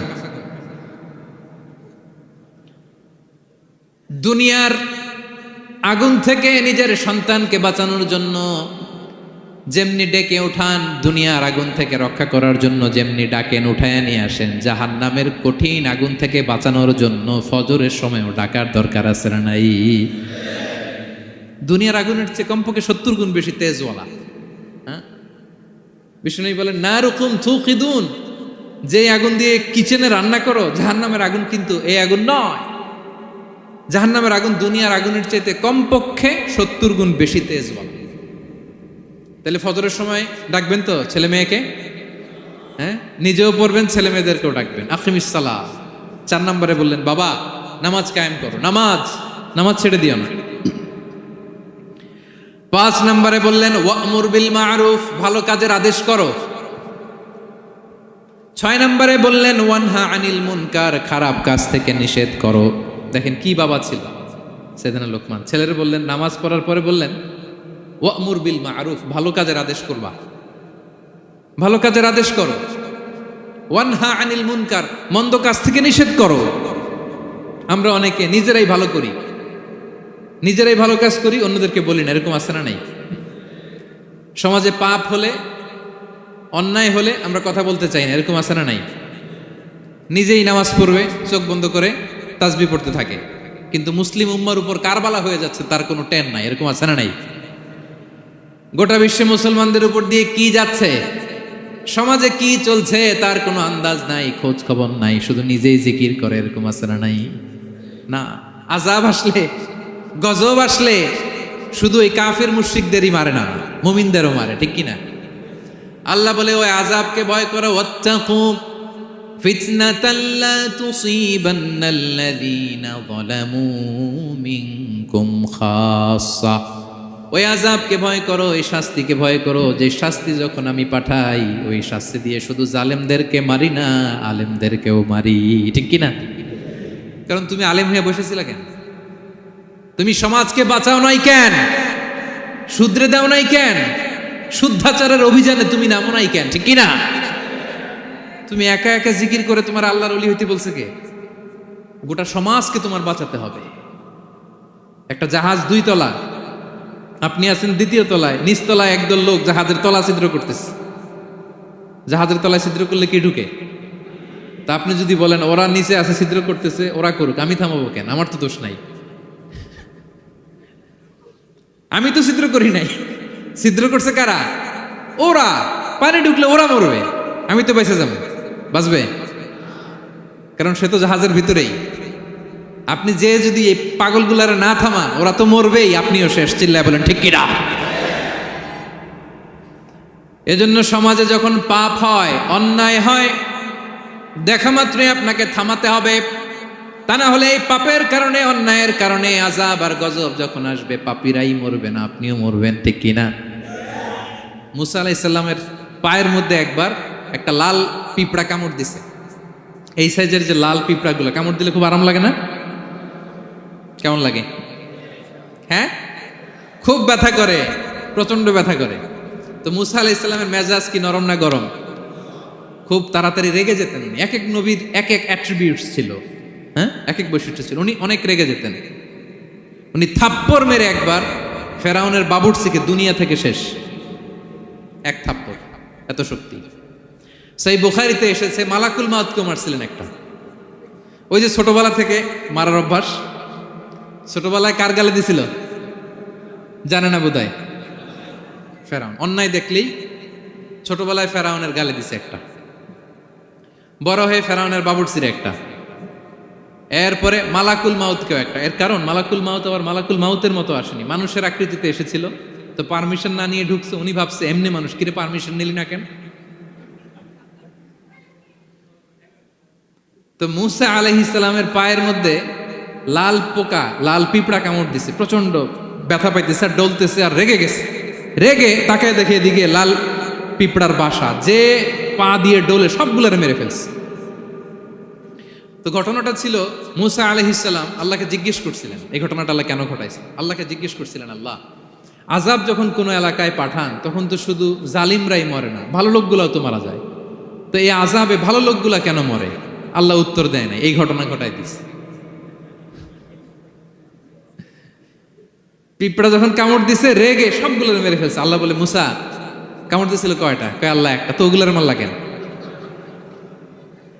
অ্যাকশনে যখন যায় এত কিছু দেখে অ্যাকশন নেওয়া যায় না। এজন্য আল্লাহ বলেন, ওয়াত্তাকু ফিতনাতাল লা তুসিবান্নাল্লাযীনা যালামু মিনকুম খাসসা। ওই ফিতনাকে মানে ওই আযাবকে ভয় করো, যে আযাব যখন আসবে শুধু খারাপ লোকগুলার উপরে আসবে না, ভালো লোকগুলাও বাঁচতে পারবে। কারণ ভালো মানুষরা আশেপাশের লোকদেরকে ভালো বানায় নাই কেন? একা নামাজ পড়েছো কেন? নামাজের দাওয়াত দাও নাই কেন? নিজে হালাল খাইছো, সমাজটারে হালাল দিয়ে বিনির্মাণ করো নাই কেন? এজন্য আযাব আসলে শুধু জালেমদের উপরে আসে না, আলেমদের উপরে আসে, খবরদার। এজন্য ছেলেরে বললেন, বাবা শুধু নামাজ পড়লেই হবে না, ওয়া'মুর বিল মা'রুফ, ভালো কাজের আদেশ করবা, ওয়ানহা আনিল মুনকার, খারাপ কাজ থেকে নিষেধ করবা। এটা আসলে দায়িত্ব হচ্ছে সরকার প্রধানের। যারা ক্ষমতার চেয়ারে বসে তাদেরকে আল্লাহ 4 দফা মূলনীতি দিয়েছেন। আল্লাযীনা মাক্কান্নাহুম ফিল আরদি আকামুস সালাতা ওয়া আতাউয যাকাতা ওয়া আমারু বিল মা'রুফি ওয়া নাহাউ আনিল মুনকার ওয়ালিল্লাহি আকিবাতুল উমুর। আল্লাহ বলেন, যাদেরকে আমি ক্ষমতার চেয়ারে বসাই 4টা দায়িত্ব তাদেরকে দেই। তাদের প্রধান কাজ নামাজ কায়েম করবে সমাজে, যাকাত আদায় করবে, ভালো কাজের আদেশ করবে, তারপরে মন্দ কাজের নিষেধ করবে। ক্ষমতার চেয়ার যারা পায় তাদের জন্য মূলনীতি এটা। তো এরা তো করে না, আমাদের কি করতে হবে, ঠিক কিনা? ভালো কাজের আদেশ করতে হবে, মন্দ কাজের নিষেধ করতে। বিষ্ণু ইসলাম বললেন, মান রাআ মিনকুম মুনকারা, চোখ দিয়ে যে সমাজে খারাপ দেখে, ফালিয়ুগাইয়িরহু বিয়াদি, সেজন্য হাত দিয়ে ঠেকিয়ে দেয়, হাত দিয়ে। ফাইন লাম ইয়াস্তাতি' ফাবিলিসানি, হাত দিয়ে না পারলে মুখ দিয়ে। কারণ আপনার অনেক সময় এরকম পরিস্থিতি নাও হতে পারে যে আপনার এত পাওয়ার নাই যে আপনি হাত দিয়ে থামাই দিবেন, এরকম হয় না? অক্ষম, আমি পারি না। তখন মুখ দিয়ে কিভাবে পরিবর্তন করবেন বলেন, নাসিহা করেন, কাউন্সিলিং করেন, জনমত গড়ে তোলেন। ফাইন লাম ইয়াস্তাতি' ফাবিকলবিহি, হাত দিয়েও থামাতে পারলেন না, মুখ দিয়েও প্রতিবাদ করতে পারলেন না, বিশ্বনবী বললেন অন্তত অন্তর দিয়ে সেটাকে ঘৃণা করবা, অন্তর দিয়ে ঘৃণা করো, অন্তর দিয়ে এটাকে পরিবর্তন করে দেওয়ার প্ল্যান করো, হৃদয়ে হৃদয়। ওয়াযালিকা আদাফুল ঈমান, এটা হচ্ছে ঈমানের সর্বনিম্ন স্তর। এর নিচেও যদি যান, মানে আপনার দিলেও লাগে না, বিশ্বনবী বলে তাহলে তোমার অন্তরে ঈমানের ছিটে ফোঁটা নাই। চিল্লা এখন, ঠিক কিনা? এজন্য ভালো কাজের আদেশ করো, মন্দ কাজের নিষেধ করো। নামাজের পরপর সাইয়েদনা লোকমান বললেন, বাবা নিজেই ভালো করো না, সমাজে ভালো ছড়িয়ে দাও। ছড়াই দিতে হবে, ভালোকে ছড়াই দিতে হয়, সঙ্গবদ্ধ জীবন যাপন করতে হয়, আপনাকে দাঁড়াতে হবে, আপনাকে হিম্মত করতে হবে। হিম্মতটাই হচ্ছে ইসমুল আযম, ইসমুল্লাহিল আযম। ইসমে আযম মানে আল্লাহর এমন একটা নাম যেটা দিয়ে দোয়া করলে আল্লাহ কবুল করে। এটা কি? কেউ বলে ইয়া হাইয়ু ইয়া কাইয়ুম, কেউ বলে ইয়া রহমান ইয়া রাহিম। অনেক মুফাসসিরিন, অনেক মুহাদ্দিসিন এক একটা বলছে যে এইটা হতে পারে, এটা হতে পারে। অনেকে বলছে হিম্মতটাই হচ্ছে ইসমে আযম। তুমি হিম্মত করে আল্লাহর কাছে চাও, গোটা দুনিয়া পাল্টে যাও, ঠিক কিনা? এজন্য সমাজের পরিবর্তনের জন্য আপনাকে আগে আসার দরকার আছে না নাই? ছেলেকে দেখেন, সুবহানাল্লাহ বিহামদি, কিভাবে ছেলেরে গড়ে তুলতে হয়। প্যারেন্টিং লেসন ফ্রম সূরা লোকমান, কিভাবে আপনি প্যারেন্টিং লেসন বের করে আনবেন, বাবা হিসেবে কিভাবে আপনি ছেলেকে গড়ে তুলবেন। নামাজের পরপর সাইয়েদনা লোকমান বললেন, ভালো কাজের আদেশ করবা, মন্দ কাজের নিষেধ করবা। এরপরে বললেন, ওয়াসবির আলা মা আসাবাক ইন্না যালিকা মিন আজমিল উমুর। লোকমান বললেন, ওয়াসবির আলা মা আসাবাক, বিপদে ধৈর্য ধরো। কারণ লোকমান আলাইহিস সালাম ভালো করেই জানেন যে নামাজ কায়েমের আন্দোলন করে, যে সত্যের পথে আহ্বান করে, যে অন্যায় কাজে বাধা দেয়, সমাজ তারে ওয়েলকাম করে না। তার জীবনে দুঃখ আছে, তার জীবনে দুঃখ আছে, তার উপরে হামলা হতে পারে, মামলা হতে পারে, তাকে দেশ ছাড়া করা লাগতে পারে।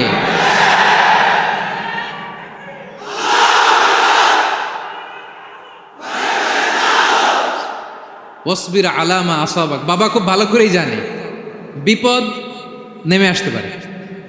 যে নামাজ কায়েমের আন্দোলন করে, যে সৎ কাজের আদেশ করে, অসৎ কাজে বাধা দেয়, তাকে থামানোর জন্য, হ্যাঁ, তার অগ্রযাত্রাকে রুখে দেওয়ার জন্য, তার রাস্তাকে ব্লক করার জন্য যুগে যুগে সমাজে সমাজে আছে না নাই? আছে। ঘাবড়ে গেলে চলবে না। এই পথ, এটা ফুলসজ্জার কোনো পথ নয়, এটা কণ্টকাকীর্ণ। এখানে প্রতি পদে পদে কাটা। এটা জেনেই আমরা এই পথে এসেছি, ঠিক কিনা? এজন্য আমাদেরকে রুখে দেয়া যাবে না। আমরা সত্যের কথা বলেই যাব, আমরা অন্যায় দেখলে প্রতিবাদ করেই যাব। প্রতিবাদ করবেন, দাঁড়াবেন। আপনি দাঁড়ালেই দেখবেন পরিস্থিতি অন্যরকম হয়ে গেছে। দাঁড়ান না যে, আপনি অন্যায় করতেছে, আপনি দাঁড়ান না কেন? অপরাধ করতেছে, আপনি থামান না কেন? আপনার বোনের বয়সী একটা মেয়েকে টিজ করতেছে কিছু ছেলেরা, আপনি দাঁড়ান না কেন? ওদের 10 জনের চেয়ে আপনার শক্তি অনেক বড়। সত্যের যে শক্তি আছে, মিথ্যা তার সামনে মুখ থুবড়ে পড়ে। আপনি দাঁড়ান, আপনি জিজ্ঞেস করেন এরকম করতেছো কেন, টিজ করতেছো কেন? আপনি ওখানে জনমত গড়বেন। আপনি দাঁড়ালে আরো 10 জন দাঁড়াবে, ঠিক কিনা? দাঁড়াতে আপনাকে হবে, সাহস করে দাঁড়াতে হবে। সালাত কায়েমের আন্দোলন যারা করে, সৎ কাজের আদেশ যারা দেয়, মন্দ কাজ থেকে নিষেধ যারা করে, তাদের জীবনে পরীক্ষা আছে না নাই? এজন্য সাইয়েদনা লোকমান বললেন, বাবা যেই নসিহত তোমাকে দিচ্ছি এটা পালন করলে বিপদ আসবে, কিন্তু ঘাবড়ে যেও না, আতঙ্কিত হয়েও না। ওয়াসবির আলা মা আসাবাক, বিপদে ধৈর্য ধরো, ধৈর্য ধারণ করতে হবে। সবর, সবর নিয়ে কোথায় যেন আলোচনা করেছিলাম যে সবর এটা এমন একটা গাছ যে গাছের চারিদিকে থাকে কাটা, কিন্তু ফলটা বড় মিষ্টি। সবর বাংলা জানেন তো কি? ধৈর্য। ধৈর্য এমন একটা গাছ যে গাছের চারিদিকে কাটা, কিন্তু ফলটা মিষ্টি, সুস্বাদু। এই সুস্বাদু ফল খেতে হলে এই কাটাগুলো সহ্য করতে হবে। ধৈর্য। ছোট্ট ছেলে মেয়েদেরকে ননির পুতুল করে গড়ে তুলবেন না, খবরদার। ওদেরকে কষ্ট সহিষ্ণু করে গড়ে তুলবেন। আপনি থাকতেই কষ্ট করা শেখান, তার জীবনটা স্মুথ হবে, তার ক্যারিয়ারটা ব্রাইট হবে, তার ভবিষ্যৎটা সুন্দর হবে। ছেলেমেয়েরা কিছু চাইলেই সাথে সাথে দিবেন না। অনেক বাবা মা আছে এত আদর করে, এত বেশি আহ্লাদ করে, যা চায় তাই দেয়, পরে হিতে বিপরীত হয়, ঠিক কিনা? ছেলে মেয়েকে অভাব শেখান, ছেলে মেয়েকে কষ্ট শেখান, ওদেরকে সংগ্রাম শেখান, প্রতিকূল পরিবেশে কি করে টিকে থাকতে হয় এটার সবক শেখান। সেদিন লোকমান তাই করলেন, ছেলেদের সবর শিখাইলেন যে বাবা ধৈর্য ধারণ করো, আতঙ্কিত হবা না। জীবন এটা সহজ নয়, জীবন চলার পথ সহজ নয়, এটাকে সহজ করে নিতে হয়। কখনো সবর করে, কখনো ক্ষমা করে, কখনো অন্যকে ইগনোর করে, কখনো দোয়া করে, কখনো আল্লাহর উপর তাওয়াক্কুল করে, ঠিক কিনা? ছেলে মেয়েকে আদর করে বোঝাবেন, বাবা এখন তুমি বাবার হোটেলে খাও, মায়ের হোটেলে ঘুমাও। সারা জীবন এমন চলবে না, দুনিয়াটা বড্ড কঠিন, এখানে কেউ কাউরে জায়গা করে দেয় না, নিজের জায়গা নিজেরই করে নিতে হয়, ঠিক কিনা? ছোটবেলা থেকেই তাকে দৃঢ় মনোবলের করে তুলতে হবে যে বাবা দুনিয়াটা এত সহজ নয়, এটা সহজ করে নিতে হয়। This is the life hacks. এই লাইফ হ্যাকগুলো আপনি শেখাবেন, লাইফ লেসনগুলো শেখাবেন। ধৈর্য ধরো, সৎ কাজের আদেশ দাও, মন্দ কাজের নিষেধ করো। এগুলো করতে গেলে একটু বাধা বিপত্তি আসবে, কিন্তু শেষ হাসিটা তুমিই হাসবে, ঠিক কিনা? বিজয় তোমারই হবে। কি বলেন? সময়ই কথা বলে, সময়ই কথা বলে। বিপদে ধৈর্য ধরো। বিশ্বনবী আল্লাহ বললেন ওয়াসবির আলা মা ইয়াকুলুনা ওয়াহজুরহুম হাজরান জামিলা। নবী হে, বিপদে ধৈর্য হারা হবেন না। ভালো সময় সামনে আসছে, মক্কায় আপনারে কষ্ট দেয়, গণক বলে, জাদুকর বলে, পাগল বলে, মদিনাতে বিজয় আপনারই হবে, ঠিক কিনা? ছেলে মেয়ে যেন আশাবাদী হয়ে গড়ে ওঠে, হোপফুল, আতঙ্কিত যেন না হয়। কষ্ট শিখান, ধৈর্য শিখান। আচ্ছা গেল। এরপর তিনি বললেন ওয়ালা তুসাইর খাদ্দাকা লিন্নাস। ও আমার কলিজার টুকরা সন্তান, ওয়ালা তুসাইর খাদ্দাকা লিন্নাস, অহংকার করে মানুষ থেকে মুখ ফিরিয়ে নিও না। ছেলেরে এবার সোশ্যাল বানানোর চেষ্টা করতেছেন, হ্যাঁ? ওয়ালা তুসাইর খাদ্দাকা লিন্নাস। দেখেন একটার পর একটা, প্রথমে স্রষ্টারে চিনাইলেন, তাই না? এরপরে স্রষ্টার ক্ষমতা সম্পর্কে শিখাইলেন, এরপরে আধ্যাত্মিকতা শিখাইলেন, এরপরে ইবাদত কি সেটা জানালেন, এরপরে তিনি সোশ্যাল এঙ্গেজমেন্ট কিভাবে করবেন, সোশ্যাল রিফর্ম কিভাবে করবেন শিখালেন। এবার মানুষের সাথে কিভাবে মিশতে হয় সেটা শিখাচ্ছেন। মানে পিপল ওরিয়েন্টেড হও। ওয়ালা তুসাইর খাদ্দাকা লিন্নাস, অহংকার করে মানুষের থেকে মুখ ফিরিয়ে নিও না, মুখ ছিটকাবে না। মানুষকে সম্মান করো, মানুষের সাথে মেশো, বি পিপল ওরিয়েন্টেড। আমাদের অনেক ছেলে মেয়েরা মানুষের সাথে মিশতে পারে না। দোষ কার? বাবা মায়ের, শেখায় না। একটা সময় আমাদের মনে আছে, ছোটবেলায় মেহমান আসলে আমরা এত খুশি হইতাম, কি বলেন? মেহমানের কাছে যাইতাম, সূরা শোনাইতাম, কবিতা শোনাতাম, এটা খেলতাম, ওইটা করতাম, যাওয়ার সময় আমাদেরকে টাকা দিয়ে যেত, হায় রে খুশি। এখন দেখবেন টেনে হিসেবে মেহমানের সামনে আনা যায় না। এরকম আছে না নাই? অনেক ফ্যামিলিতে এরকম আছে যে তারা সারাদিন ডিভাইস নিয়ে, এই ডিভাইস আসক্তি এত মারাত্মক পর্যায়ে পৌঁছেছে যে তারা মানুষের সাথে মিশতে পারে না। এই পাবলিক ওরিয়েন্টেশনটা অনেকের নাই, পিপল ওরিয়েন্টেশন নাই। অনেক ছোট বাচ্চা, মেহমান আসছে, তুমি একটু আসো, সালাম দাও, বসো, আসতে চায় না, বসতে চায় না, কারণ ওরা শেখানো হয় না। সারাদিন দিয়ে রাখছে কি হাতে? মোবাইল। এই জন্য ছোটবেলা থেকে আমরা যেন সামাজিক বানাই, বাচ্চাকে যেন শেখাই, বাবা মুরব্বীকে দেখলে সালাম দিতে হবে। কি করতে হবে? ওরা শিখাবেন। অনেক সময় ছোট বাচ্চারা না বুঝে দারোয়ানের সাথে খারাপ আচরণ করে, ঘরের কাজের বুয়ার সাথে খারাপ আচরণ করে, ড্রাইভারকে বকা দেয়, আছে না নাই? ভদ্রতা, ডিসেন্ট ম্যানার আপনি শিখান নাই তো, শিখবে কোত্থেকে? এই তো শুরুতেই বললাম যে গরুর পেট থেকে বেরোলে গরু হয়, কিন্তু মানুষের পেট থেকে বেরোলেই ওটা মানুষ হয় না। ওটারে মানুষ বানাতে হয় দিনের পর দিন, মাসের পর মাস, টিউনিং করে, পলিশিং করে, গাইড করে করে মানুষের মতো মানুষ বানাতে হয়। তাহলে ছেলেনে বললেন, ওয়ালা তুসাইর খাদ্দাকা লিন্নাস, তোমার চেহারাকে মানুষ থেকে ফিরিয়ে নিও না, গণমুখী হও, মানুষের সাথে মেশো। ছেলে মেয়েদেরকে এটা বলবেন। শহরে থাকলে মাঝে মাঝে গ্রামে নিয়ে যাবেন, কাদার মধ্যে ছেড়ে দিবেন, হাট বেটা, হ্যাঁ, কাদায় ছেড়ে দিবেন, পুকুরে ছেড়ে দিবেন, দৌড়াদৌড়ি করতে করতে তারপরে তারা শিখবে, দেখবে। মাছ, জ্যান্ত মাছ দেখে নাই আমাদের অনেক ছেলে মেয়েরা, আছে না নাই? ওরা ভাবে মাছ বোধহয় ওই ইয়ের মধ্যেই পাওয়া যায়, শপিং মলেই পাওয়া যায়, ফ্রিজের মধ্যে থাকে, এরপরে এটা খাইতে হয়। জ্যান্ত মাছ দেখলে দেখবেন ভয় পেয়ে গেছে, কারণ শেকড়ের সাথে এদের কোনো সম্পর্ক নাই। এরা যেন গণমুখী হয়, শেকড়ের সাথে যেন এদের সম্পর্ক থাকে। হ্যাঁ, এটাই দেখেন, এই উপদেশটা কয় হাজার বছর আগের। মনে হচ্ছে যেন আজকের পরিস্থিতি দেখে দেখে লোকমান ইসলাম ছেলেকে অ্যাডভাইস করতেছেন। সুবহানাল্লাহ পড়বেন না? ওয়ালা তুসাইর খাদ্দাকা লিন্নাস, মানুষ থেকে মুখ ফিরিয়ে নিও না, ছেলে মেয়েদের শিখান। মানুষ দেখলে ভয় পেও না, মানুষের কাছে যাও, মানুষের দুঃখ দুর্দশা দূর করার চেষ্টা করো, গণমুখী হও, মানুষকে দেখলে সালাম দাও, মুচকি হাসি দাও, হাত বাড়িয়ে মুসাফা করো, তাহলেই না মানুষের সাথে তুমি মিশবে, শিখবে, জানবে, ঠিক কি না? এরপরে বললেন, ওয়ালা তামশি ফিল আরদি মারাহা, আমার কলিজার টুকরা সন্তান, অহংকার করে রাস্তা দিয়ে হেঁটো না, কারণ ইন্নাল্লাহা লা ইউহিব্বু কুল্লা মুখতালিন ফাখুর, আল্লাহ অহংকারীকে পছন্দ করেন না। এবার বডি ল্যাঙ্গুয়েজ শিখাচ্ছেন ছেলেকে, কিভাবে হাঁটবে। আমাদের অনেক সময় ছেলে মেয়েরা খুবই ভালো, নিষ্পাপ, শুধু ভিতরটা পরিষ্কার হইলে হবে না, আপনার জেস্টারও তো ভালো হইতে হবে। হ্যাঁ, ভিতর ভালো কিন্তু প্রকাশভঙ্গি জানে না, আছে না নাই? এটারে ইংরেজিতে কি বলে? বডি ল্যাঙ্গুয়েজ বলে, বুঝতে পারছেন? এবার ছেলেকে বডি ল্যাঙ্গুয়েজ শিখাচ্ছে বাবা, হাঁটার সময় এইভাবে হাঁটতে হবে। ওয়ালা তামশি ফিল আরদি মারাহা, অহংকার করে রাস্তা দিয়ে হেঁটো না।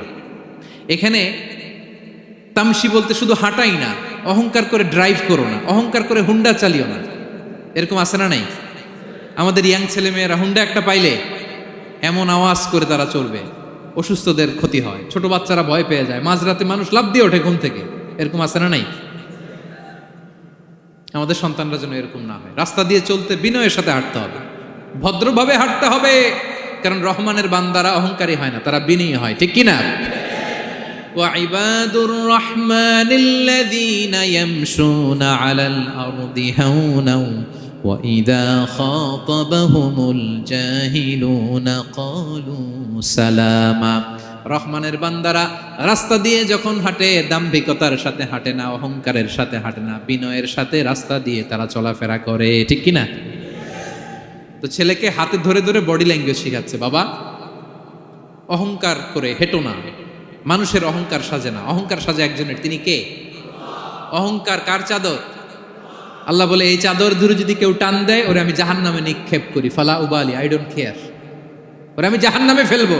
অহংকার করার কি আছে আমাদের? কিছুই নাই, ঠিক কি না?